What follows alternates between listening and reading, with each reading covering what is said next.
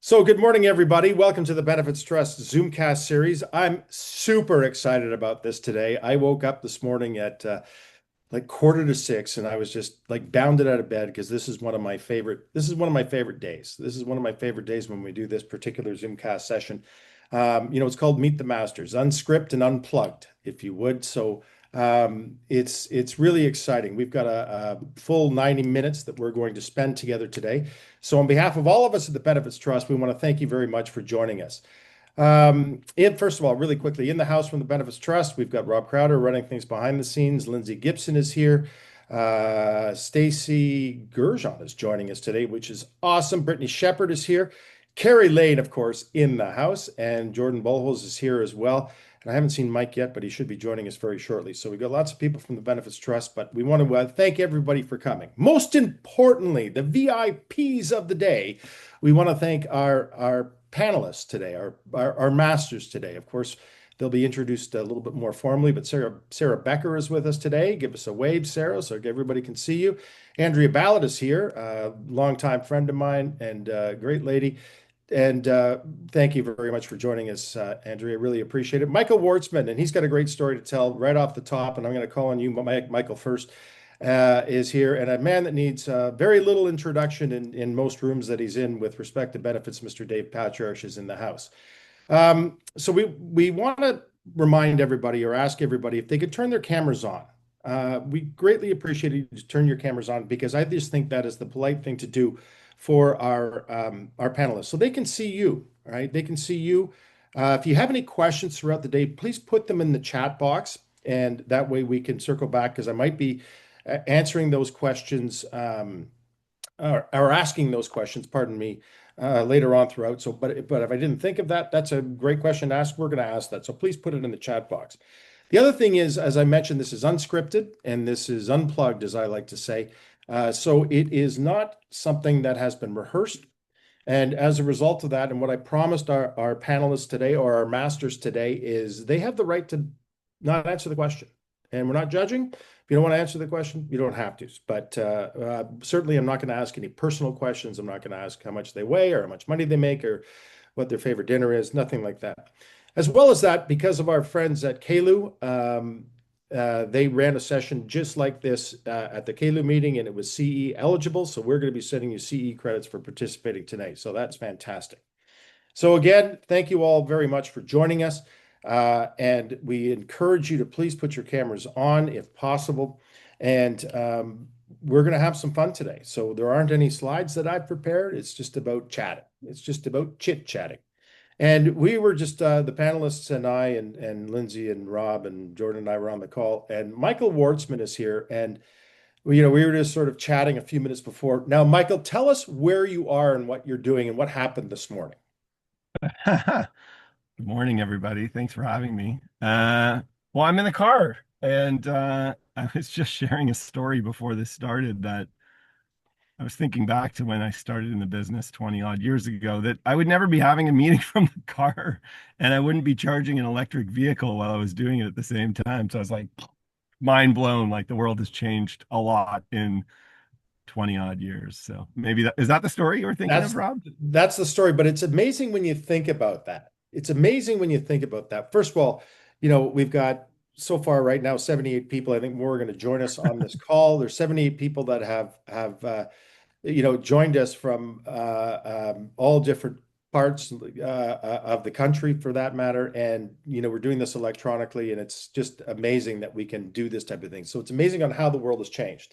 I was sharing a story really quickly about, with the group a few minutes ago about how things have changed so drastically. Not only is Michael sitting in his electric car while it's charging, taking this meeting, but when I first started in this business in 1998, you used to have to would take so long to get information and share it with the insurance industry, insurance companies, and then get it back and then put together your proposal. And now everything is done electronically, and it's so much easier. But have the timelines changed? Well, that's for everybody to discuss for sure. Anyways, why don't we start? Actually, Michael, why don't we start with you? because Yeah, before I put my microphone on mute and mess that up, right? yeah, So yeah. So let's start with you, Michael. Right out of the gate, just tell us about first of all, this is about sharing of information. It's about sharing of information because that's something that we do in this industry, and we greatly appreciate it. And we've got these four masters that are in this room with well over 100 years of experience, very successful folks that are going to share information with you. So we want to take this opportunity to give them a quick thanks before we even start here. So thank you all very much. All of us really appreciate it. And Michael, um, why don't we start with you? Just tell us about your practice, your sure. business, where you're at. Sure. Every time you say master, my imposter syndrome goes up a notch. So thanks, Rob. Um, but I'll do my best. So yeah, I mean, my story is sort of probably similar to many people's in that you never thought or planned to be here, and then you are, and you kind of wonder how many years have gone by and how that happened so quickly. But I studied fine arts in university, and my plan was to be an artist, and I was pretty sure that was my path. So, I did that and came out of university with a fine arts degree, and that didn't do too much for me after I got off campus. So, I happened to be lucky enough to have a father that had recently entered the insurance business. So he wasn't exactly a lifer. He had just started up in his 40s. And I mean, really quick story was that he was battling some illness at the time. He had Crohn's and colitis, so he was in and out of hospital, and he had built up a group benefits book, a small one, but a decent book of business that helped with recurring revenue. And he brought me into the business and said, you're young. I think you're going to have a hard time selling life insurance to people in their 20s, but why don't you meet with some of these corporate clients that we've got and start to learn about group benefits? So that's the genesis, that's the beginning. I'm happy to share more of the journey, but that was where things started for me. And I worked with my father for a few years in the early days. And where are you now? Literally, where am I now? No, no, not literally. You're in Mississauga right now in your car, but where's Net, home and where do you practice out of? yeah. So fast forward, like I said, about 20 years and a couple different businesses in between. I'm now a founding partner at Bridgewell Financial. We're based in Toronto. We're a team of just under 20 people. We're a pretty balanced practice between individual insurance and group benefits. And I live in Collingwood and travel back and forth to Toronto more than I'd like, but that's okay. That's where the business is at. And thankfully, I can do a lot of these meetings online. That's awesome. Thank you very much. Thanks, Rob. Andrea Ballot. Andrea is a wonderful lady that I've known for, my gosh, is it 30 years now, Andrea? I think, yeah, 30 years. You're muted, Andrea. So Andrea had a bit of a different beginning. She started in the dental office, correct? You started in coming from a dental office. So why don't you share your journey and where you're at today? Sure. So I started actually doing an honors BSc and had the opportunity to make some money and decided that I wasn't going to complete the BSc. And I started a program in dental hygiene at George Brown College. Practiced as a hygienist for a couple of years. And I was young and stupid. Got a call from a headhunter one day, and they were looking for somebody with some dental background. And I started working at Green Shield, worked there for about 6 years. And that's how my introduction to the group insurance industry happened. Over the years, had a couple of kids, worked for a brokerage office, and I actually, in between, worked for a completely unrelated business with my brother. And I was running his franchising, a business that he had. And when I finished working with him, I spoke to the lawyer that I was working with on the franchising and asked him who he worked with as far as group insurance. And that's what led me to be at the firm I'm at now. And I've been here for 32 years. So And it's your an interesting journey. interesting journey and your firm is Algie Brown and Associates, third generation family operated company. We work in three silos. We do investments, estate planning, and group insurance. And I've been running the group insurance department for over 30 years. 30 years. Awesome. And it's interesting, you are physically back from COVID and in the office working. In the office working, yes. Yeah, so a little bit different than Michael and a slightly different lens, and certainly different background. Sarah, what about you? Tell us your story. Yeah, absolutely. So I kind of share a similar experience as Michael, where I had a psychology degree, just a general 3-year psychology degree, and I wondered, do I upgrade this and get my master's and do all of that? But with the ballooning and escalating student loan, I thought that I'm going to put a pin on that. And due to nepotism, my stepfather was Ken Nitska, who was for a number of years a regional manager for Empire, as well as actually some names on this call. Don and Steve Thompson were married into my family, and they thought, you know what, why don't you try group benefits? And so I joined the Stevenson and Hunt team back in 2002. Wild to believe that, almost 23, 24 years in the industry. We went through some mergers and some changes, and I decided that getting back to a smaller consulting firm was more my style. And so just before COVID, I say I was a bit of a trendsetter in that I suffered burnout, and said, I need a little bit of a change of scenery. And I joined the Brill and Company team, where we are, again, like Michael's team, a combination of group benefits and retirement, along with individual insurance. And we're just sitting just under 20 staff. And so been having a great ride there since early 2020. Awesome. Thank you very much. And Dave, before you tell us your story, I know you and Joanne both do a great deal of charitable work. And we want to thank you for joining us today, especially because you have just been traveling for about 24 hours. Tell us about the charity work you just finished really Yeah, quickly. yeah, we got in about midnight last night. So we were in Africa for 10, 11 days, helping build a medical center in the Gambia, which is a little country in West Africa, and working to kind of support a group of villages. And so over the past year, we have fundraised, and thank you to all the people here that have donated and stuff along the way. We've done matching programs and different fundraising events.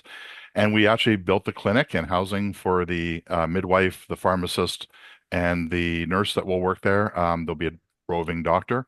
And so we took a team of 8 of us to go and help and motivate the volunteers from the villages that have been coming to help build as well. And so we just were doing painting and tiling and stuff. And it's pretty cool. I mean, 35 plus degrees Celsius every day, and you're out in the sun painting isn't the funnest thing. Your paint dries before it hits the wall, but really fulfilling to see how it's coming along. So looking forward to it opening in 26. Yeah. Amazing, Dave. Amazing Thank work. you. So thank you for Yeah. your contribution to our world. No problem. A lot of people help out in many different ways, and that's certainly a noble way, and a incredibly generous way to sponsor and help people. So, Got to make up for all the evil we do in the world too, you know? speaking of evil you do in the world, Yeah. just kidding. Tell us, Yeah. tell us about your business, Dave, and tell us about where you Yeah. started and where you're at. So I'm a little bit different in that I always used to laugh about the line of everybody kind of stumbles into this business. Mine was a totally planned approach. I did plan to be a group insurance guy when I broke up. When I grew up. And you broke up. When I broke up, yeah. No, when I broke up my last job relationship, I have had a past life in the sailing and marine industry, another in the automotive industry, which I thought would be my life forever, and then in the not-for-profit sector and working with chambers of commerce and boards of trade. And that introduced me to the chamber plan, which introduced me to kind of group benefits. And I said, one day, if this relationship ever ends working with the chambers and boards in the not-for-profit sector, I'm going to start a brokerage, and it's going to be only group insurance, and it's going to be mainly small and mid-size, and it's going to be just like this. And that year, I actually won the award for fastest growth and retention numbers for memberships in the chambers of commerce. And 2 weeks, 3 weeks later, I was fired. And so there was the opportunity I'd been waiting for, funny as it sounds. And so almost 30 years ago, Mainstay was formed. And from day one, group only focused. I think I did maybe a half a dozen individual life policies to keep my sponsor happy. But beyond that, it's never really wavered. And my clients are mainly, I would say, under 50 employees. I mean, some are up in the hundreds, but not who I try to work with. I try and work with small owner operators and small businesses. And 45 to 50 clients is kind of my max that I take on. Home-based, always have been. And going back to the old days, I remember doing business cards with a UPS office address because everybody thought it was so unprofessional to have a residential address on a business card. Obviously not anymore. And yeah, not a big block, but a great group of clients, many of them over 20 years. And my last cold call was like literally about 18 years ago now. It's all been referral business. So I've been very, very lucky to have great clients refer new clients and move around and things like that. And about 20 years ago, I started Canadian Group Insurance Brokers to help kind of share knowledge and bring people together to kind of raise everybody's level a bit. And that's been a really interesting ride and has taught me more than I could ever learn on my own. I mean, we kind of joke around about having 5,000 years of experience on Slack, and I'm sure it's beyond that now, where you can just ask a question and people, jump in and help support you. And you don't see that in very many businesses. But here, people share renewals and templates and documents and all sorts of information. And Rob and your team, you're a big part of that too. So I appreciate your support and all those things. Well, thank you, Dave. Now, where are you located? You were in. Yeah, so we were in Thornhill, top of Toronto forever, and we moved out during the pandemic about an hour and a half northeast up in Kawartha Lakes between Lindsay and Peterborough, if you're kind of Ontario people. And there's a frozen lake right outside my window. So I'm literally in the summertime about a minute and a half from my sailboat, which is just kind of wonderful. And yeah, so you can really do this from anywhere. I just, when we could get connection in Africa, I had emails going back and forth to clients and stuff as well. So it was neat. Yeah. Amazing. And Sarah, you're in Kitchener-Waterloo. Correct. Yeah. Yeah. Southwestern Ontario. Yeah. So everybody's kind of from a different background, different perspective. People got into this business, however, these four masters got into this business from, different ways and different angles. And, like I said, Andrew is working in the office. Michael's back and forth. Dave is working out of his home office, and Sarah, is in the office and out of the office and all over the place now. And everybody's, got a different definition of success. And let's talk about that. How do you define success, Sarah? For me, and this is And so for you, cliched. yeah, for you, how do you define success? Yeah. So definitely it's about work-life balance. That was what, led to my burnout is, just not prioritizing that, yeah, this job in this industry can consume you if you allow it to. And there's an infinite number of people you can connect with, an infinite number of clients that you can take on. And like Dave, I've been pretty strategic in the number of clients that I take on and the scope of client I take on. Because I feel as though I do a lot for our clients in terms of, all the different protocols, communication, education, all that sort of stuff. It has to be very intentional on how I spend my time, allowing me the time for, like Dave, I like to travel. And probably like everybody on here, I love to spend time with my children and my family and so friends. So that to me is the definition of success, is being able to have a job that allows me the freedom to live a life while doing good and contributing to both this industry and all the other industries that I support. And charities too. Sarah does lots with MAD, Mothers Against Drunk Drivers. Thank you very much. Yes. Yeah. Oh, that's awesome. Tell us more about that real quick. So it was a personal story, unfortunately, that brought Oh, me to my connection to. No. That's No, okay. it's a good one to share. Yeah, you gave me the out and said that I didn't have to participate, but I am unfortunately, I guess I'm a victim, but a victim in that it was my father who made the decision to drive home drunk, and it was a single vehicle accident in which, fortunately, he was the lone occupant, and so he passed away when I was 18. No life insurance in place led to a catastrophic kind of reconciliation for my mom, who was single because they had already split up. My 14-year-old brother and I approaching university, so I very late into getting into this industry realized my connection to why insurance and making sure that I get to as many people as I can to make sure they're financially protected. But yes, yeah. So unfortunately, it was a personal connection that when my kids were a little bit older, I thought, you know what? I'm not coaching soccer. I'm not sitting on hockey boards. How can I turn my time and attention to something that means something to me and moves things ahead? So yes, I'm happy to be a fundraising director for MAD Canada in my local branch. But shameless plug, if anybody for the holiday season wants to make a donation for Project Red Ribbon, I would love you infinitely for it. Thank you. well, thank you for sharing that, Sarah. Andrea, how do you define success in your business? That's an interesting question. I think I've always focused on relationships with clients, not so much what we're delivering to them, but building very long-term sustainable relationships. And what's been really cool for us in the last little while is that the relationships are now transferring into the next generations. And we spend a lot of time and attention really getting to know our clients as people. We learn about their businesses, but really learning who they are, what their goals are, what their focuses are. And we have a practice where we have at least 8 touch points with our clients during the year.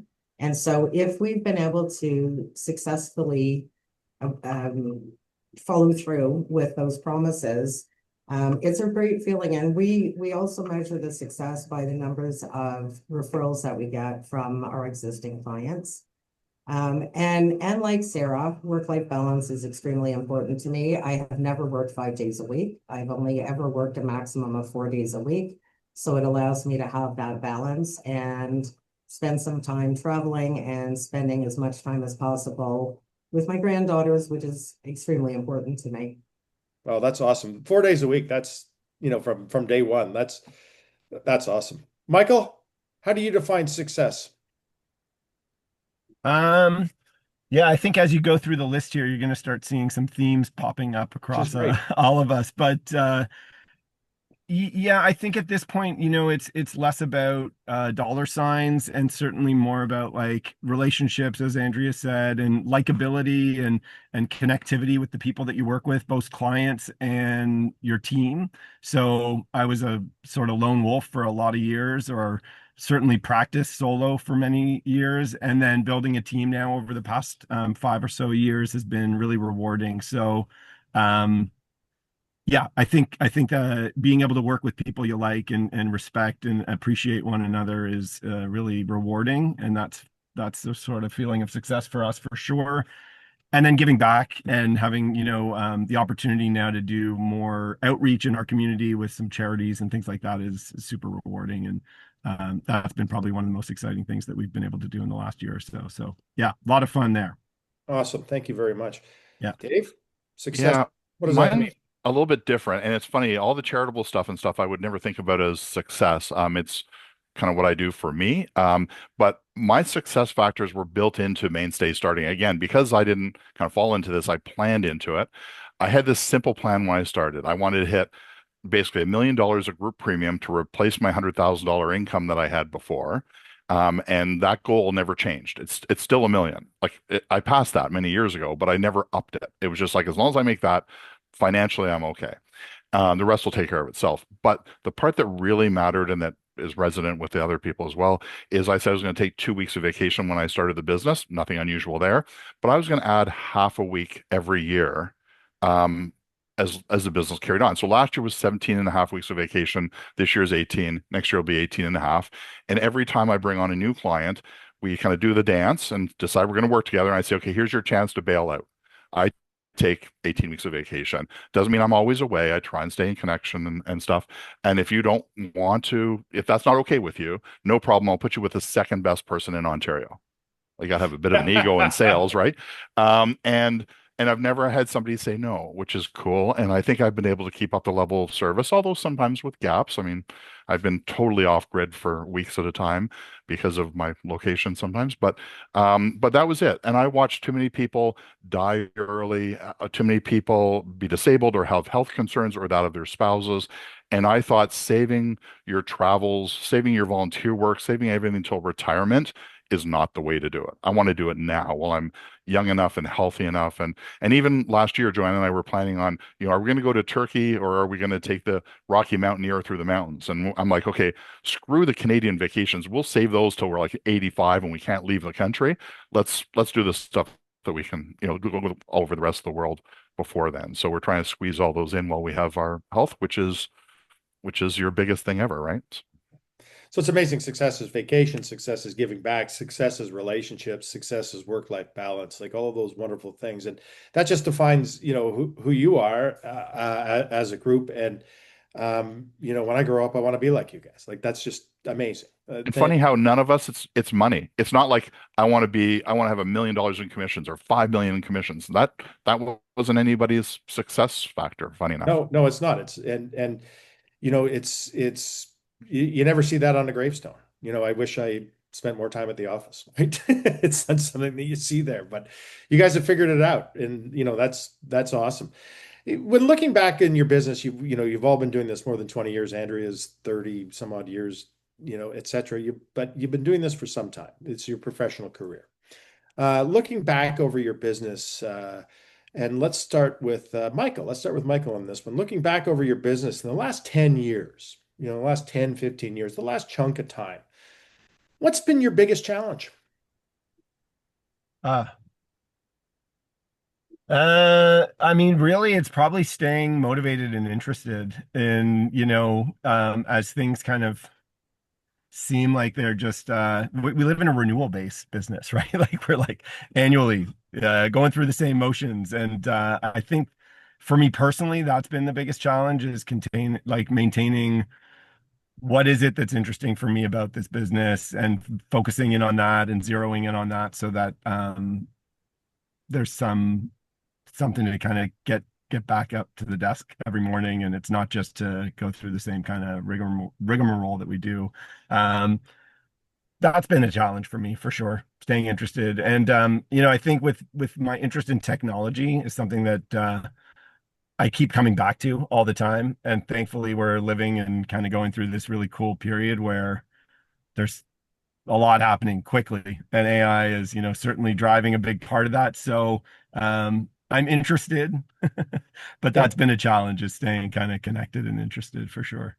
staying motivated. Yeah, I get that. It's funny. I watched probably 15 minutes of Groundhog Day the other day, that movie with Bill Murray, and there's, hey, Ned from high school, I sell life insurance, right? And it happened every day, but it's true. It's the motivation, right? It's getting up and doing the same thing every day, right? And it's not the same thing every day, but it's yeah, I hear that. I hear that, Michael. Yeah, Thanks for sharing. just Dave, what about being you? being honest. Yeah, and please, thank you. What's your biggest challenge been in the last 10, Yeah, 15 years? yeah, so maybe the last 10, maybe the last five has been actually maintaining a positive outlook. Because I'm kind of getting older, grumpier, jaded, and cynical, to some degree. But because I feel like the insurance companies used to be partners and then became adversaries and now have become downright, I don't know. Like, I mean, some of the changes I've seen in the industry, that's tough to deal with because I've always kind of put clients first, and several people early in my career kind of said that, like, put your clients first, and everything else will get taken care of. They'll stick with you, and they have. But it feels like it's a constant challenge to try and kind of remind insurers and TPAs to some degree, who clients are, how important they are, and that part's kind of that's probably been my tough part.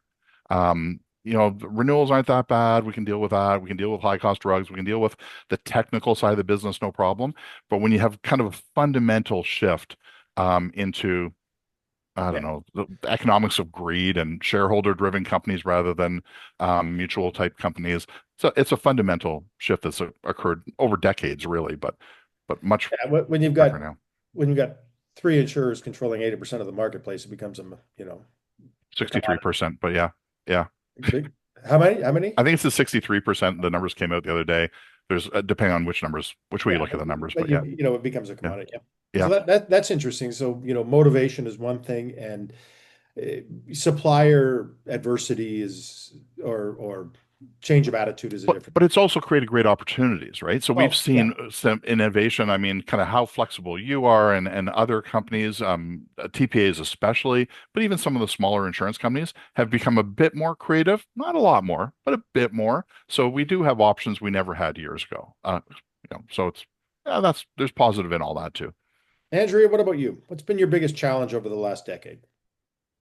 I think one of the main challenges has been the economy and mergers and acquisitions.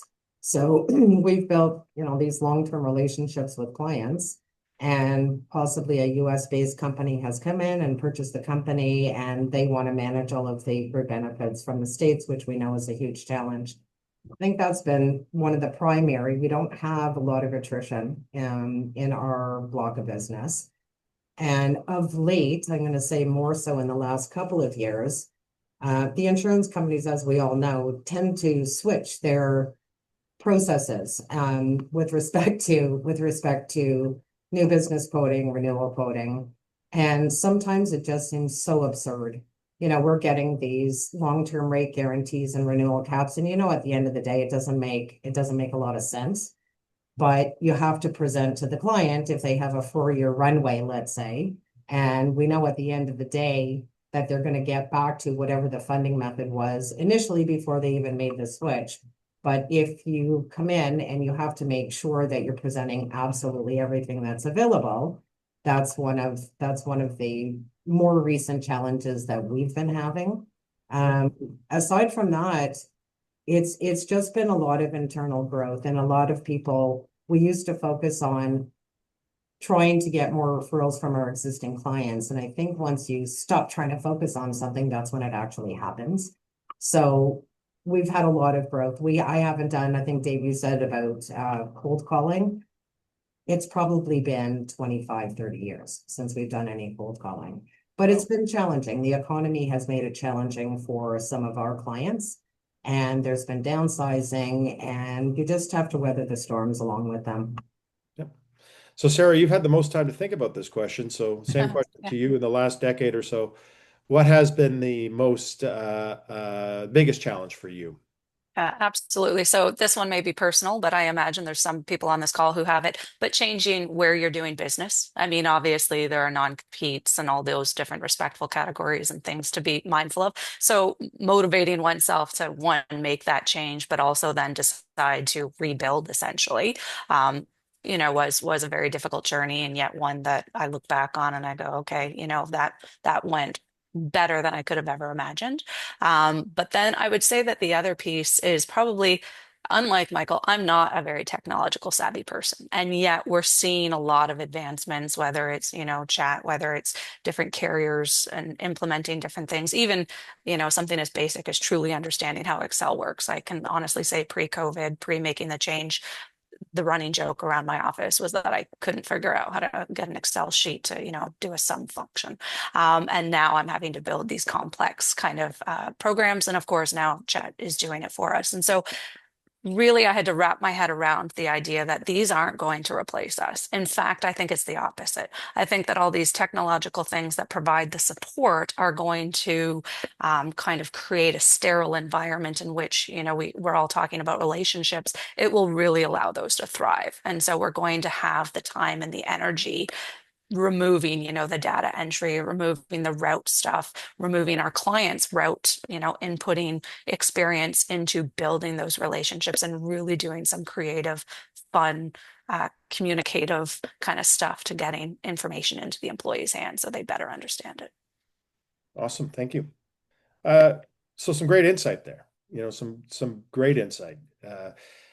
Now thinking about 2026, because we're almost there, right? Thinking about 2026, Andrea, what do you think the biggest challenge is going to be that you're going to have? Like, what's your next challenge? What's your next biggest challenge? Next biggest challenge is a very large unionized group that the union is trying to attract the group benefit away from the current relationship that we have and moving it onto the union side. That's the current biggest challenge. That's the current biggest challenge. And what do you like? How are you tackling this challenge without obviously giving away trade secrets or the launch code, so to speak? Well, we've offered and we have sat on some of the open negotiations. So that's helped to create a relationship from both sides. So we're not just working on the employer side, and we've had some meetings with the union reps and the locals. So that certainly helped out because we want to be part of the solution. We're not the enemy. And I think that the union is starting to appreciate that. And we've been very open and upfront with providing a lot of and sharing information. They used to believe that the employer was kind of holding close to their own as far as any of the information is concerned. And we're trying to create more of a partnership with the union than an oppositional type of a situation. Yeah. So that's the early on challenge. It's interesting sharing of information. Michael, what do you think is your biggest challenge in 2026? I mean, we're a less than almost 5-year-old firm, so relatively young, and I think we're we're positioned to continue to grow. We're trying to grow, and we're trying to grow fairly rapidly. So I think finding the right people to bring onto our team, as we're not, a 20-year-old business, even though I've been in the business for 20 years, is establishing our reputation, finding the right people that fit with our culture and our values, and um, making those relationships work internally for our team. So yeah, we want to grow, but we want to grow with the right people, and it's it's a lot of first dates and getting to know people, and you know they're sometimes less interesting once you meet them face to face than you thought they might be based on their profiles. But I haven't dated in a long time, so it's kind of getting back into that mode of getting out there, meeting people, and yeah, I think growing the team for us is our opportunity, but also it is a challenge for sure. Great. So you're building your infrastructure, which is so important, because if the infrastructure doesn't work, the bridge falls down, right? Yeah, exactly. You got it. Sarah, what about you? What's your biggest challenge in 2026? So a little bit of overlap there, particularly with Andrea's comment, insofar as I do a lot of work with not-for-profits, a lot of unionized environments, and also, talking about the economy, there's a lot of there are not the increases in government funding that would match the actual cost of operating. And so we're really having to get creative. And some of that creativity, drug management and diversion solutions, which you guys do so well, is one of those things that we're having to educate unions on. And we're having to do a lot more education to unions to create kind of a collaborative structure so that they understand we're, in fact, not trying to take things away. We're actually trying our darndest to maintain the integrity of the plans moving forward. So I see a lot more of those in the couple of sectors in particular that I work with, where it's going to be all hands on deck to kind of bring costs down without eliminating benefits, because unfortunately, these are sectors where the incomes do not pay them commensurate to the type of work that they're doing for our societies. And so we need to make sure that the benefits are whole so that these individuals have that financial protection in place. Yeah, that's great. Again, sharing of information. Dave? Yeah, so I'm a little bit different. One, I don't usually work with union companies. I have a few unionized companies. Funny enough, I've just kind of noted over the years as the unions have started taking over plans and bringing together their multi-employer plans on their terms, they've changed from adversaries kind of to the other side to being employers. Like you watch, don't abuse your plan, don't overuse it, because they're now managing that mess that the employers dealt with before. So it's kind of interesting to see that change. I'm not in growth mode. I am looking at kind of retaining and not really growing. That said, I take on a few clients every year and offset a few that leave, and somehow the block continues to grow. But I'm looking at out 5 years and kind of being out of the business and transitioning while I'm still hopefully the top of my game, not too long. And having a new granddaughter kind of means we've been taking Mondays and grandparenting and things that kind of give you those resets. I don't see anything that's a major challenge we can't handle. Sarah mentioned things like exclusionary drug plans and stuff that, as mentioned, you guys do. I think having the information to give alternatives, whether it's alternative plan designs, whether it's an alternative to like putting a drug cap, which is a win for the insurer and a loss for everybody else, pretty much.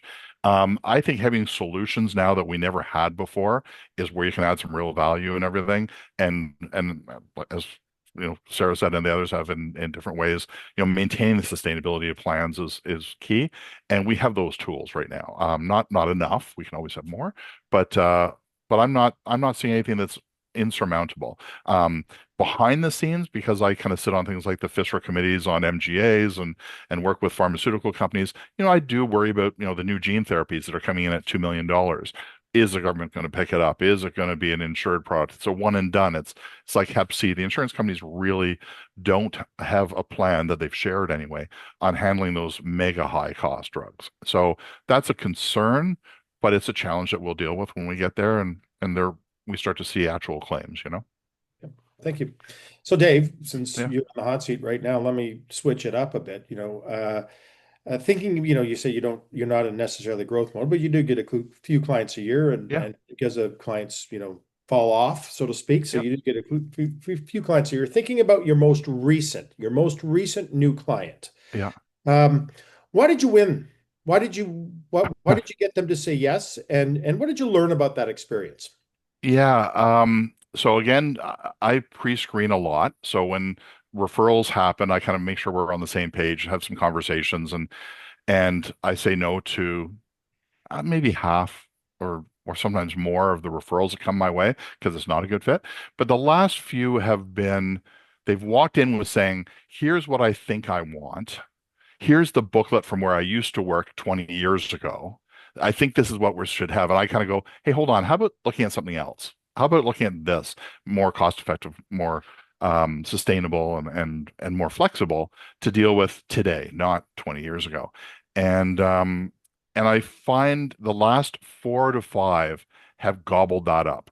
And these are smaller companies that are starting up and they're saying, "Hey, why isn't everybody doing this? Like how come we're all stuck in this? You have to have an 80% health and dental plan, blah, blah, blah. Why can't we do something a little bit different?" So I think that's been the maybe the coolest part, and having them identify that, it's not about doing a spreadsheet 12 companies wide. It's about, using your term, what's the promise that you want to make to your employees? Do you want flexibility? Do you want everything? Do you want cradle to grave? Like, what are you trying to do? And Right. having that conversation and providing that solution can save you a pile of time, especially with new companies, startups, and younger companies, as it were. So you got your new client because of your consultative approach, is what I'm hearing you say. Would you agree? Yeah, that's it. Yeah. I mean, Yeah. and part of it was referral from other good clients Yep. that are happy. And I've never asked for a referral almost. I mean, I've put a little thing in my newsletter every now and then saying, "Okay, we can take on one or two if you know anybody," but I don't actively solicit referrals. What did you learn? What do you learn from that? Um, Say what you're going to do what you're going to say, partner with people, listen to people. Um, you know, Lawrence Geller's, passed me business along the year over the years. He's here. Hey, Lawrence, and he's I mean, he's like going, "Okay, you're a small group guy. He's the LTD guy. Someone else is the travel guy. Robin Engel or somebody like, um, making those relationships, helping and sharing and giving up to others. I think makes us all better. What's the line of rising tide floats all boats? So funny enough. I think the more time I've invested in relationships, not necessarily client relationships, but just industry relationships, the better it's been, and both for others and for myself as well. So, Great, thank you, yeah. Dave. Andrea, your most recent client that you've got at Algie Brown and Associates, and specifically in the group insurance world, your most recent client. Why did you get them? Why did you win? Why did you get them to say yes? So the most recent one was actually a client of ours. It was built on relationships. One of the partners had a very close relationship with this individual, so there was the level of trust was already there, and they actually purchased another company, and they're running it simultaneously at the moment. They'll eventually merge it all together, and it was just a natural flow to take on the new client as well. So now it's more than double the size of the original group. The other real growth for us has been creating associations, as you know, Rob. Yep. And once you do start to create an association, it's a much easier call to some of the other members, especially when you've got one or two or three of the members of the association that are already participating. But that was the last one was just one of our clients happened to purchase another agency. And they fired the other advisor and brought you guys in because you're the trusted advisor. Correct. Yeah. They had no Michael? relationship with the other advisor. Yep. Thank you. Thank you, Andrea. Michael, your most recent client, you're in growth mode. Your most recent client, how did you get, or not, how did you get them? Why did you get them to say yes? Yeah, well, um, it's interesting. I tried a lot of things with this one. So it was a contact through a client that had they were actually a group client of ours like 15 years ago. They sold their business and it was Bank of America, and that was going to be a hard one to swim upstream in. So said goodbye to it at that time. And then I reconnected with this business owner as he launched a new business about 10 years ago. I wanted him so bad. He had just made it onto like the profit list. Like they were growing quickly. I went through finance. I made like great presentations. I used AI tools to model all these different scenarios for them. Like I tried everything, like a lot of different stuff. And I was still having conversations with them, but it just wasn't moving forward. Like I wasn't getting the green light to like say, yeah, we're just going to go ahead and finally do this. They were clearly very busy. They were growing quickly and focused on a lot of other things. Um, but ultimately, I actually was going to a meeting on Eglinton. Their office was one building over from the meeting I was going to. And I was like, I'm just going to show up and I'm going to walk in the door and take my chances. And like, sure enough, I hadn't had FaceTime with them yet, right? Like it was emails, it was phone calls, it was Zoom calls. Um, and coincidentally, the CEO was in the elevator bank while I was going up. So it was just like great timing.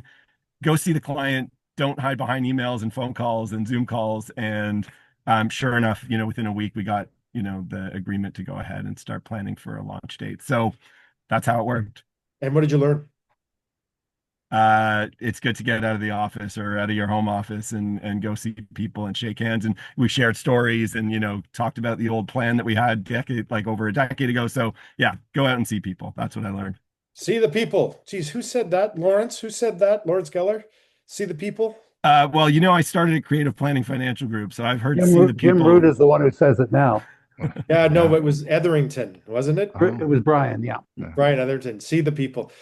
Sarah, you've had time to think about this now because you're the last one on this question. But your last client, the one that you just got, I know you work in the the public space a lot, but your last client, why did they say yes to you, and what did you learn from that experience?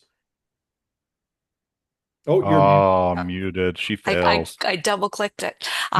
So yes, I needed to have time because I was like, what was my last sale? And funny enough, we're in the middle of implementing it, so brain fog moment there. But it was as a result of we also work in the association space, and we had great success getting an endorsement in January of this past year. The foundation of it is that we do two gross marketings a year where members can, participate in these marketings. We happen to have one participate in round two. I went out, I met with them, I reviewed everything. Really, for them, it was walking through a whole bunch of stuff that they came to realize just in a first meeting with me when we were really just talking about marketing results, which I don't normally, set it up that a client comes to me for marketing. So, yes, I've got the marketing because that's the part of the association plan, but we're talking about, well, when you did this and when was the last time you've looked at this and have you looked at your LTD schedule because you've got some challenges here. And she's like, we've never talked to our person about this. And we're in working with a very well-known person right now. And I'm like, okay, well, these are the things that free of charge, whether you work with me or not, I'm going to encourage you to make changes on right away. So they had us come in, present to the union. The union liked, what we were talking about, and there we are. So now we're working with a portion of the group with the expectation that we'll take on the rest of the group shortly thereafter. And so it was all about relationships, networking, and back to that consulting, showcasing what it is that we do. We gave an education session to their plan member, sorry, even before we were the advisor, because there was so much misinformation floating out there that we really wanted to help them understand that this transition would be a positive thing. So sometimes, like Michael, you have to throw a whole bunch of things at them even before you're getting paid, in order to showcase for them that you really do care about them and making sure that, they're being protected. And I think that translates very, very well. Yeah, I'm a big proponent of creating value first. Mhm. Yeah, that's great. And you learn from that experience that things like that are important. Yeah. And I got out of the office. So I got to be downtown Toronto, client facing, spending time with people again, which I think I forgot for a while how invigorating. And that is why we're all kind of in this industry, because we genuinely, I presume we genuinely like people. Yeah, great. Thank you. Okay, Sarah, since you're not muted right now, Yeah, and I'm going to put you right up the front, tell us about the last client you lost. We all lose clients, right? absolutely. We all lose clients. Tell us about the last client you lost. Yeah. Why do you think you lost? And Yeah. what did you learn from the experience? Yeah. So I'm not going to pick the very last one just because it was very unique and it was just a healthcare spending account. So, but the one prior to that where it was fully insured, we had a relationship with the organization. I shouldn't say just a healthcare spending account, but I think some people know what I mean. And so the last account that I lost actually caught me completely off guard. Okay. When I saw that the insurer had emailed us saying that we've got a decline or a termination notice here. My jaw was on the ground. We had just also provided a quotation for them through this association that we have. There were savings on the table. We'd come up with a whole bunch of variable different ideas. I sent out just a quick email saying, hey, can we connect? Didn't hear back. Thought this is really curious because I have a great relationship with this finance manager. So I just picked up the call, came to find out that in fact they didn't get back to me for a week because they were caring for their mother who was in hospital. So one, it taught me that, don't always go to the immediate if they're trying to ignore you. They're busy, life is happening. And so sometimes pick up that phone, be persistent. And she immediately was like, Sarah, this was a board decision. We had an outside association come in that provided a savings. It was Group Health. Group Health, through their direct marketing channel, came in, had these fantastic savings, even better than yours. We knew you tried to do everything, but the board forced this position, and we are so sorry. And we left it as, let's stay in touch with each other, because a direct relationship, I was transparent and I said, I want the best for you. I want this to work out so well. I truly mean that. But I also want you to be protected and have somebody you can pick up the phone with to immediately should this not go the way that you're anticipating. And the moment that happens, I want you to know I will jump right back into this, no hard feelings, because business is business. You She was strengthen the bridge instead of burning it. she was 100%. so appreciative. She had some follow-up questions with their transition. I answered them and she came back and she's like, not only will, I imagine we work together again, but if you need a reference, if I'm ever talking to anybody in this association space, I will rave about you and I want you to know that. And I was like, wonderful. That's all I can ask for. Have you heard from the client? Uh, uh, this only happened like 2 months ago. Oh, So okay. I don't think that Yeah. it can get screwed up that fast. Well, Thanks. may I Thanks. make a suggestion? Please. Always. I have found over the past 50 years or so, the best thing to do if that happens is say, look, if you ever have a question, you're not getting it answered fast enough, I might be able to help. Yep. It's a great, Absolutely. It Great. works. I've had Yeah. we've all had so many of those Yeah. clients come back when the promises don't materialize, the service is high front end and disappears day two. 100% I agree with Lawrence. Shiny And sparkly thing. Shiny sparkly thing. Okay, Dave, since you were speaking, the last client that you lost, why and what did you learn? so I had same as Sarah. I've got some little ones that have, merged and sold and nothing you can do about. The last one it was maybe one of my biggest misjudgments. It was a couple of years ago and it was a fairly large one. And it was a referral that came from a great source. We had I thought a good kind of start to the whole thing. They were missing reporting, they were missing, like they didn't have any information and they had no education. So we helped set up a new plan, fix a whole bunch of problems with it that we both identified together, and said, okay, now you have access to claims data and everything else as well. And they were absolutely thrilled. And we had a 2.5 years together, and I got a phone call out of the blue, and it was kind of like Sarah said with hers, jaw dropping to the floor. And they said, we just pulled up a claims report, and we see that we have a claim for somebody for a hepatitis C drug. They'd looked it all up and pulled a DIN report and got a bunch of things because this insurance company shares all that. And they said, our plan was never intended to cover drugs that are $135,000. I said, well, that's absolutely not true. You had a drug cap and you actually asked to have it removed because you had cut some people off in the past and didn't want to deal with that. So it was intentionally built without a limit, reasonable and customary, and all the usual stuff. But and they said, well, no, this is ridiculous. I said, well, it doesn't matter. You're already past the $10,000. This is a one and done drug. Hepatitis C drugs are not ongoing. It's a one-time treatment, a one-time cure, generally 99% of the time non-repeating. So, we built the plan to protect it. And yet, I'm not sure why you're really upset. And they basically said, no, this is not okay. You totally misled us. And I'm like, I'm not sure. We referenced everything. We went back to it. Like it was really a strange one.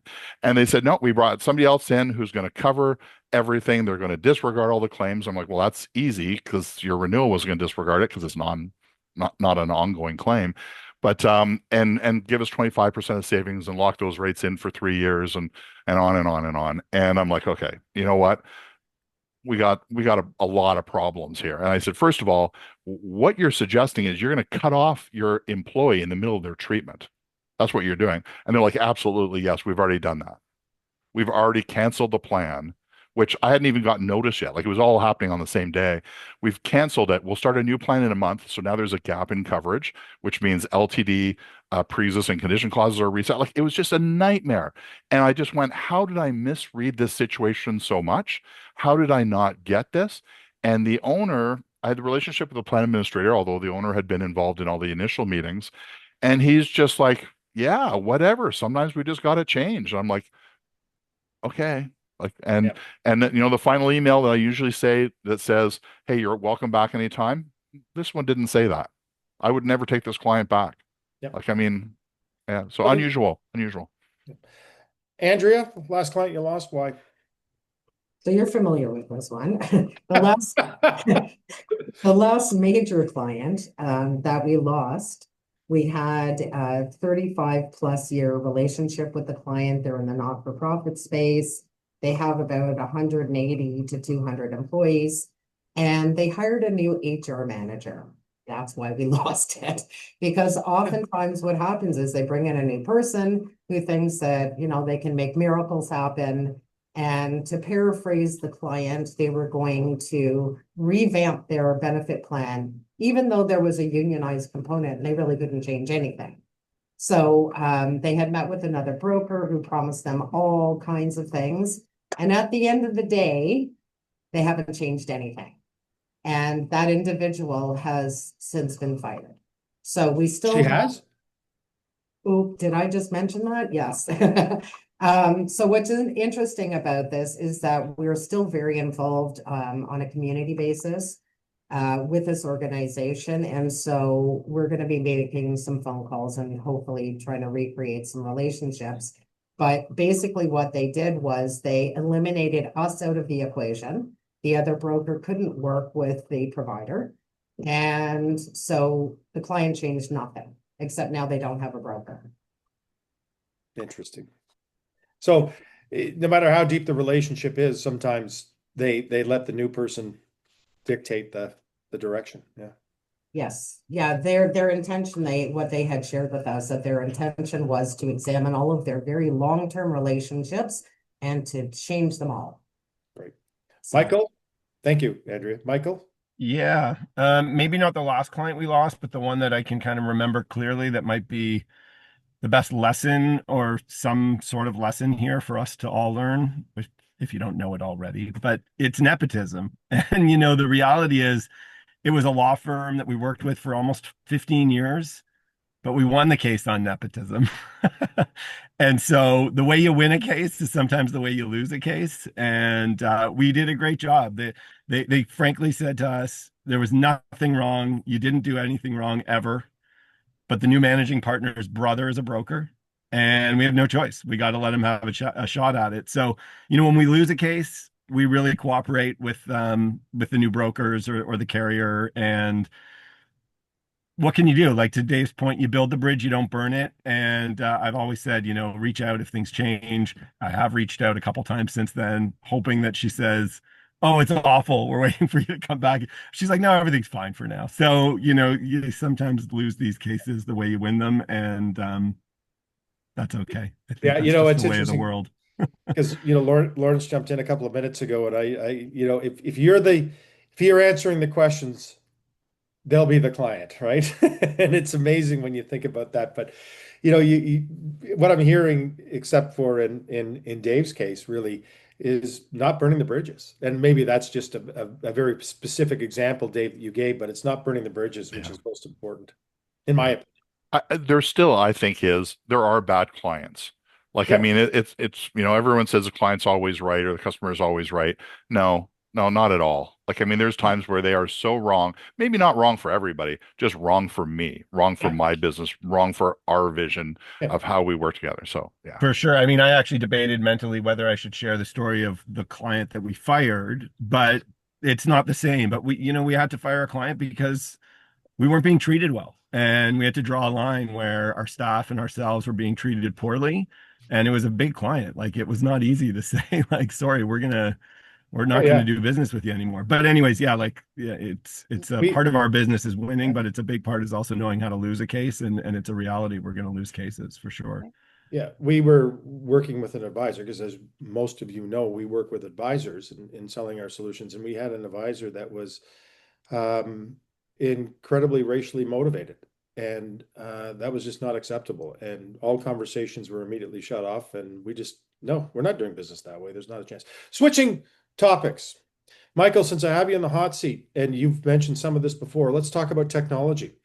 What technology do you use in your practice? How do you use it real quickly? Do you use a CRM? Yeah. You're talking about AI. What do you depend on? Uh, we use a lot of stuff actually. I'm a big like experimenter and I like technology enough that I'm willing to try things and I don't care if they don't work the first time or at all. And scrap it and start over and do something new. So, um, there's probably a little too much going on, but we've got our CRM is Salesforce. That's the hub of everything for our business. That drives kind of all of our data points. And we use ticketing software for client service. So we like to keep track of all the issues. We want to make sure nothing slips through the cracks. We want to have accountability on our team as to who touches things. So we use Freshdesk, which is a ticketing software. We use Trello, which is productivity software that helps us organize our projects and renewals and marketing. Um, we're playing with all the different AI tools that are out at the moment safely, but we're using them in a way that we're trying to figure out what works and what doesn't work. We've got some students that have programmed some tools for us that we're just kind of making customized for Bridgewell because that's been fun. Yeah. So um, technology is a big so part of your practice. yeah, for sure. I mean, I started in fine arts, like I mentioned, but I actually kind of moved through to digital arts as towards the end of my university career, and so um, I've got definitely like an affection for technology, although there's a lot of scary stuff going on at the moment too. So you got to be kind of balanced on how you approach technology, but lots of experimentation and not being afraid to try things. And Great. Great. yeah. Sarah, what about you? Uh, yeah, so I can echo a lot of what was just said in that we also use a ticketing service, which is newer to us. And yeah, we're trying to figure out the kinks and figure out what works, what doesn't work. Also, Salesforce user.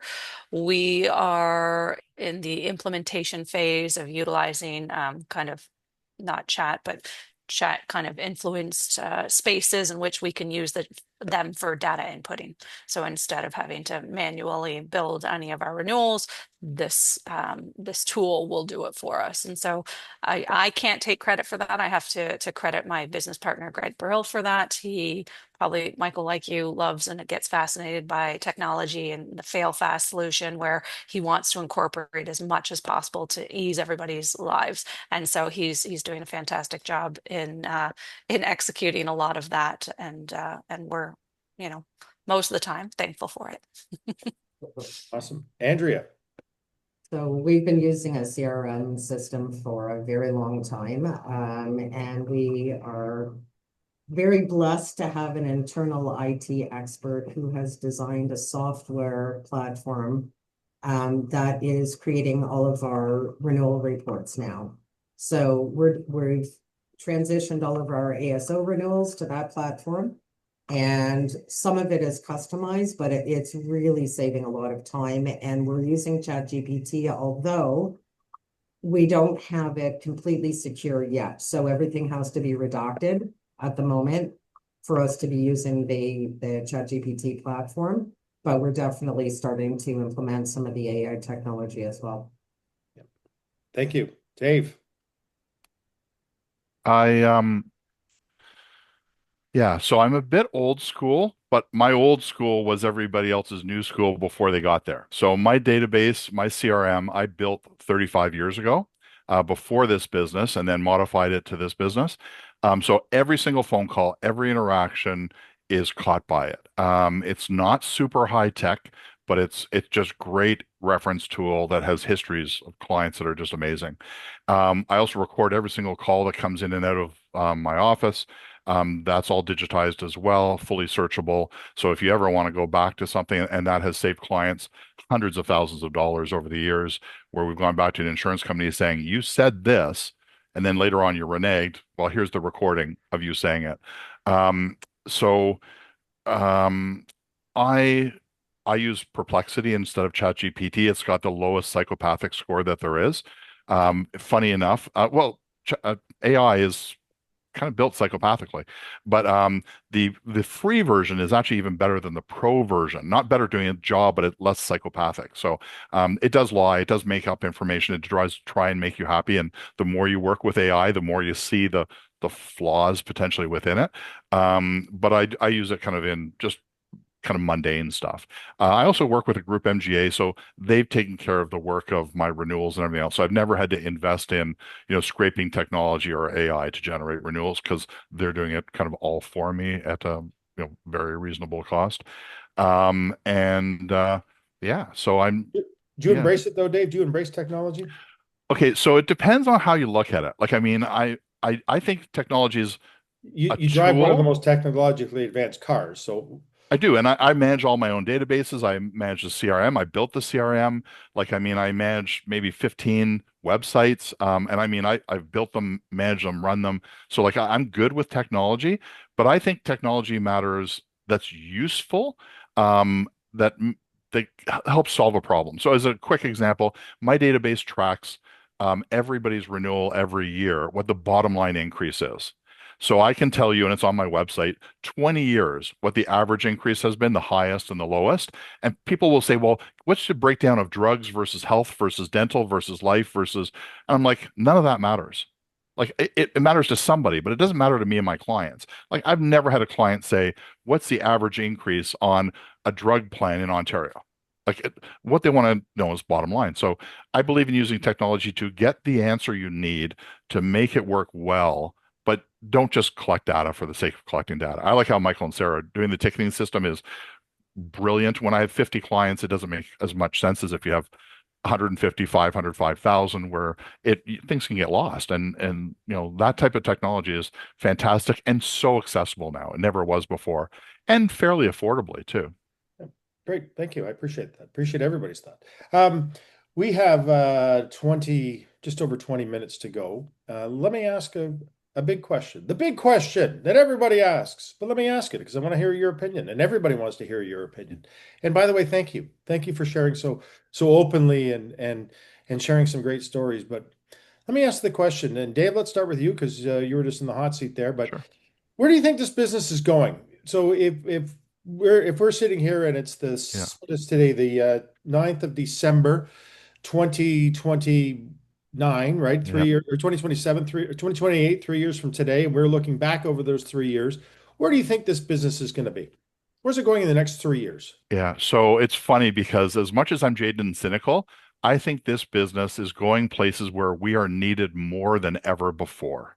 Having people give good advice, good partnerships, good consultation matters and will always matter. And funny enough, we had a conversation recently about AI and saying you can't always believe what you see on a screen. It might be real, it might be a fake video, you never know. But face to face is still face to face, and building trust and everything else is important. So I think, and like Michael said, maybe getting more of that face to face and trust building is going to become a bigger thing. I think having solutions that are out of the box, and marketing is not a solution. I mean, just taking something to market to get a better rate, to get a 2-year rate guarantee, you are always going to lose and you're going to do way more work than you need to. But actually having solutions to deal with things like high cost drugs, or, out of control paramedicals or paramedical fraud, all those different things, or dental fraud, which has been an issue as well. We see all that. Having solutions to those type of things, I think, is critical. And I think if you can do that, if you can have all that, you can help people kind of going forward, and it's good. And my son actually worked a couple summers in the business, contemplating whether he wanted to be in it. And at the end of the day, he's like, it's kind of boring. And he now works in reinsurance. So he's kind of close, but a whole other world. But I would, if I had another kid that was interested, I would gladly drag them into this business and because I think it is wonderful. I think what great advisors do is a wonderful gift to employers and their employees. So you would think we're going to be needed more than ever. Oh, for sure. Great 100%. answer, Dave. Yeah. Michael, where do you think this business is going in the next 3 years? Yeah, I don't mean to sound like I'm just parroting Dave here, but it's really relationships and advice and guidance and like truly knowing and understanding the clients and their businesses and their employees. None of that gets replaced with some AI tool, right? Going and seeing people and developing like true relationships with those people inside and outside of their work is important. I think we've missed it for years. We kind of got forced disruption through COVID and I think the pendulum swings, right? And so I think it's going to swing way back to relationships and advice. So yeah, that's where I think we're heading. Great. Andrea. I'm definitely on that same team. I think it's really all about long-term relationships, genuinely taking the time to listen to someone. I think everything is becoming so automated that if you can actually sit and have a conversation with someone and have that help guide the conversations, whether or not it's going to be a good fit, I think that is always going to be paramount. It's vastly important. And I don't see that ever falling off the cliff as one of the key attributes that a really strong advisor has to have with their clients. Great, Sarah. Yeah, so I'm going to pair it and say it's relationships, but I'm going to take it even outside of the client relationship and even talk about mentorship. I think because of the automation, because of all of these things that are being taken out of the learning and development for new and upcoming advisors, that there will be this automation that they will not stop to think about, why am I doing this? And so having specialized people with specialization, decades of industry experience, I think mentorship is going to have to become bigger of a priority, whether that's through CGIB, whether it's one-on-one mentorships within your organization, whether it's somebody in the community who likes what you're doing and you want to do the right thing and kind of take them under your wing. I think that mentorship and relationship building to continue this industry and maintain the integrity of it and the quality of work that we do is going to be critical. And so that's how I think the relationship answer is the same, but we have to be mindful of the mentorship as well. Rob, can we talk about that a little bit more, just maybe at the end? Because I agree 100%. I think mentorship, education, and so on is huge, and it's what differentiates us from the people that are not in these type of conversations. Yeah, it's well, Dave, you've been touting, education for so long, as has Lawrence with his Meet the Masters program that he does every week. And it's mentorship, education, critical, because there isn't any training in this business. Very little. And I can tell you, I remember sitting in a seminar where Lawrence was speaking almost 30 years ago, and I think it was him and Jim Bullock. And I remember looking up at these guys going, one, I don't believe they know this much stuff. Like they were such such specialists of stuff. But everything. And I went like that's what I want to be like. And I remember reaching out to Lawrence kind of early on and going like, without saying it, like you're too good to be true. I can't believe it. And Lawrence has done nothing but give back. Of anybody who asks a question, provided it's not too stupid, maybe, but even the stupid ones sometimes, because I've given him some. He helps, and I think having those connections matters so much. Yep, absolutely. Thank you. I mean, is perhaps the problem though that there's still not enough younger advisors getting into the business to take all this knowledge that is sitting around the virtual room? I'm seeing a lot more young people get into the business, but we got to help them. We got to hold hands. And Right. I mean, the problem still is financial. The career agency solved the financial problem of the first few years in business. And I know what you were asking me the question, but in general, I think the more people that lend a helping hand, the easier it is. And now the the barriers to entry in this business are low. Like, I mean, you can be home based. You don't have to have an office. You don't have to have, A license and a laptop. license and a laptop. Like, yeah, and maybe some E&O even just to comply with your license. But it doesn't have to be a lot. So I am seeing people through CGIB that are younger. They're still living at home. Like, I mean, mom and dad are paying rent still. So hey, what Yeah. a great time to invest in the beginning of a business. Yeah. So I think we just have to be there. Thank you. Thank you. With a few minutes to go, I'm going to share a quick story. Years ago, we had a client, a group insurance client in Brampton, Ontario, and the plan administrator was quite lax. And we had a problem with late entries. And I went to the director of finance and I said, I found a way that we can solve this problem, and this makes a lot of sense. Why don't we make your benefit plan, change your benefit plan to have first day AD&D coverage? And let's change the AD&D coverage from a flat 25,000 to 100 or $150,000 because the stuff's pennies and you guys work in a factory, and I think it's important and it's a good message. But what it does is it changes the process for the plan administrator to get everybody on benefits on day one. We'll take care of getting them on the other benefits in day three. Therefore, there are never any late entrants. It's day one they're on benefits. So we increased the AD&D amount, and that started the 1st of May of this particular year. And I remember it distinctly. And the client was extremely happy with this change. And so, quite frankly, was the plan administrator. She was really happy with this change. On the Friday afternoon before the May 24th long weekend, so 3 weeks after we made this change, a new employee pulled out in front of the plant to go home and was killed on the spot by a car accident. Was killed in front of everybody in a car accident. And we successfully, a few days later, delivered a $100,000 check to their family. That was a huge aha moment for me in this business. It was just a huge aha moment. And for me, it was what we do makes a difference. Share with me, and I'm not going to pick on anybody in particular here, Andrea or Dave or Michael or Sarah, but what was your aha moment? Or have you had an aha moment? Or maybe you've had many of them, but share an aha moment where our business makes a difference. Dave? I'll jump in. One that strikes fear in my heart to some degree was many, many years ago. I was about to go sailing for a trip from Nova Scotia down to St. Martin through a hurricane and everything else. Like, it was a crazy trip. I was going to be off grid for about 2 weeks. And I'd just done all my voicemails, autoresponders, and everything was set up. And I stood up to walk out of my office on this Friday afternoon at like 4 o'clock, and the phone rang. And I turned around and I picked it up, and it was an employee calling, and their spouse could not get drug coverage approved for this chemo treatment that they needed now. They only delivered it once a month. It was really specialized, and there was a coordination of benefits problem. And I remember saying, okay, we can make this work. I can call people. I'm going to put you on hold. I'm going to call the insurance company. I'm going to do this. And we fixed it all up, and we got it done. And the employee said to me, they said, okay, I'm going to put you on hold for 1 second. I'm just going to get off the phone with my bank.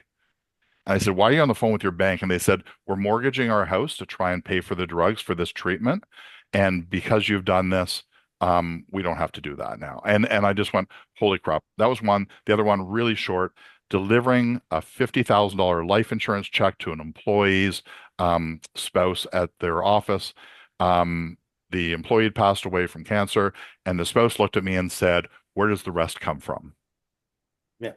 And I said, I'll help you with any other claims. She goes, no, we didn't believe in life insurance, but where does the money come from? How do I keep my house? And I'm like aha moment, right? Michael, Andrea? Yeah, I think claim stories for sure resonate with me. Dependent life claims in particular. I discounted that a lot in my early years in the business. I thought it was like, just add-ins to these plans, but the meaningfulness of a dependent life claim is much more impactful than I would have ever thought. So we've delivered a lot of those, and they make a huge difference to people that don't have any other life insurance planning in place.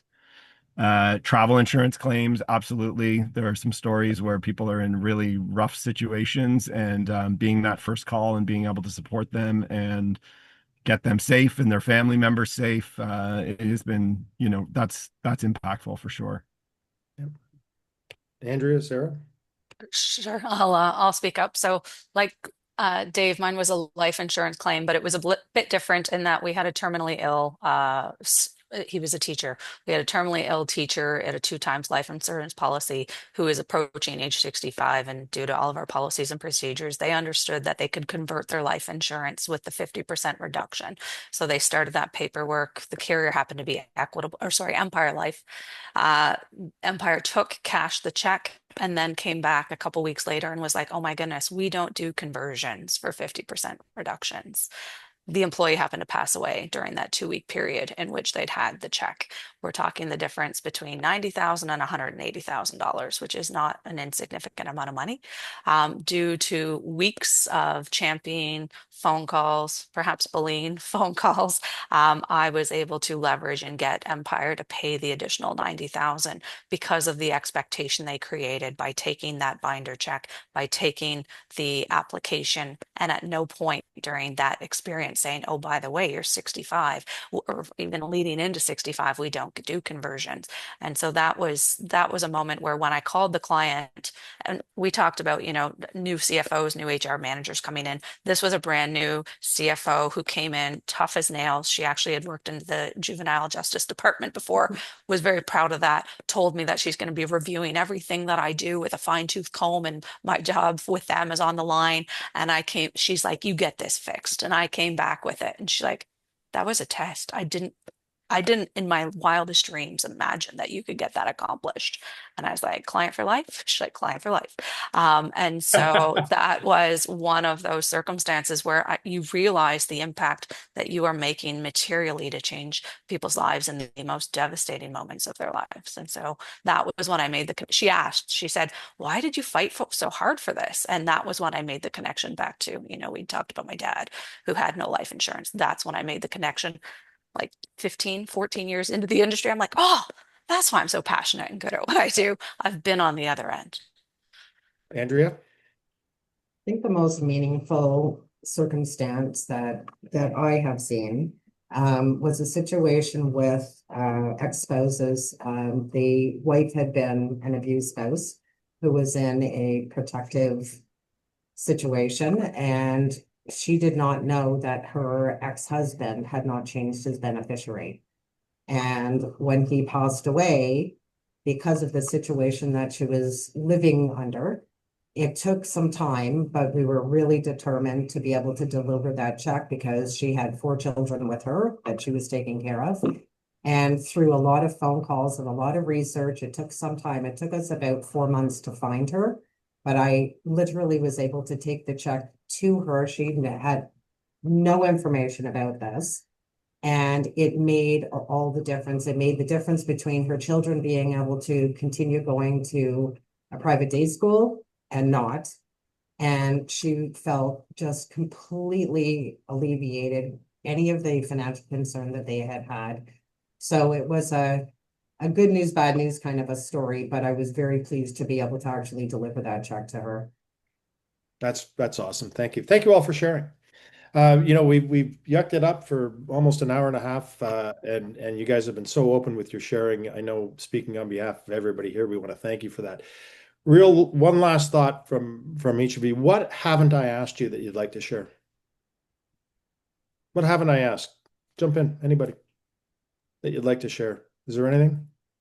I just like to say one thing, and that is be a sponge. Learn as much as you can.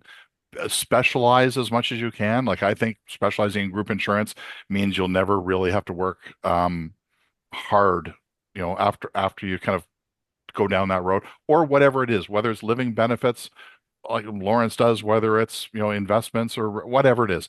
Just be really, really good at something, and learn everything you can, and don't be afraid to ask. I've had so many people that have said to me kind of over the years, well, I didn't think I could just call you and ask you, or Lawrence posted something that was amazing, and I wish I could ask him a follow-up question. then call them. Most of us are not idiots that, or assholes, quite frankly, that won't answer the phone. Like, You we'll said most try of and us. help. Most, yeah, yeah. Well, Rob, you're here, I know, but no, no, but like, literally, don't be afraid to reach out. And I've done it to CEOs of insurance companies. They don't always answer instantly, but they do answer, and you will learn so much by just asking for help along the way. Anybody else? I would follow up, and Dave said this a million times. I've heard it. This is one of the greatest industry to get into. When I took my 6 months off to evaluate what I wanted to do in my life, and I know that's a privilege to be able to do that. I kept questioning, and people kept saying, "Try this, try that. Why don't you get into HR? Why don't you go back to school and become a counselor?" Like, I had so many options in front of me, and I kept coming back to, this is the industry that I can build the life that I want to have and continue to do the good work that I want to do to as many people. Yeah. Anybody else? Andrea, Michael? I don't think I bought anything that's of value beyond just like the the Everything you abundance. say is of value, Michael. The abundance mindset is really what kind of like, overrides. And Rob, when you asked me to do this, I knew I had a busy day, but I also wanted to make sure I offered my time to people, and I don't do it enough. I'd like to do it more. So I just want to say thanks to people who are here to listen. I hope we've, brought something to you all this morning. And thank you to Rob for putting these things together and hosting us here. Yeah. Thank you, Michael. Andrea, anything you want, any last thought? I think the most important thing to me is knowing that what we do is actually meaningful. It's not just pushing papers, and that we all have situations that we've lived through where there really was a validity in what we're doing every day. You know what? It's been an incredible hour and 26 minutes so far. Thank you all very much for participating. Sarah, Andrea, Dave, Michael, I can't thank you enough. On behalf of all of us at the Benefits Trust, we want to take this opportunity to truly thank you for your efforts and thank you for your continued dedication and sharing with the 100 people that were on the call today. So thank you very much. We talked about work-life balance. We talked about relationships, and I've got relationships highlighted. That's critical. Relationships are I think, the most important. And I think that's something that I've stressed in the Zoomcasts that we do. Relationships create referrals. We didn't talk about prospecting today. I had that on my list, but we didn't talk about prospecting because you guys smashed that over the net before we even began, almost, because you said if you've got great relationships, you will get referrals and new business. So it's prospecting is defined as relationships, Connectivity, critical. Be a partner with people. It's, you want to be consultative, you want to provide a consulting roles, you got to be in a partnership. And you look at your own relationships with your friends, with your spouse, with your children, right? It's a partnership, and you've got to be in a partnership with your clients and also the suppliers that you work with. You've got to be partners with them. And everything runs smooth when you're partners. It's about seeing the people. Michael was saying that. It's about seeing the people. You know what? I think it's so important to get in front of people and say hello and look them in the eyes, because looking in the eyes through, this type of a venue works, but it doesn't work as well as seeing someone. You can feel them emotionally when you're with them. There was also a theme in a lot of the answers to the questions that I asked and the stories that were told today about education. It's about education. It's about continuing to educate yourself. And Dave, I think, just mentioned that as well, but it's continuing to educate yourself, but it's also educating your clients and educating the suppliers that you work with. And the more education that people have, the better the relationships that you have with them. And that's, I think, an overriding theme that came out very clearly to me anyways today, about not burning bridges. Like, something is absolutely as critical as that. Sometimes bridges do have to be burned, but very rarely. It's about keeping those bridges open and keeping those doors open, because you never know where your next piece of business is going to come from. And it might be because of a relationship 10 years ago or 5 years ago or 2 years ago. You never know. Technology, embrace it. It's something that's here.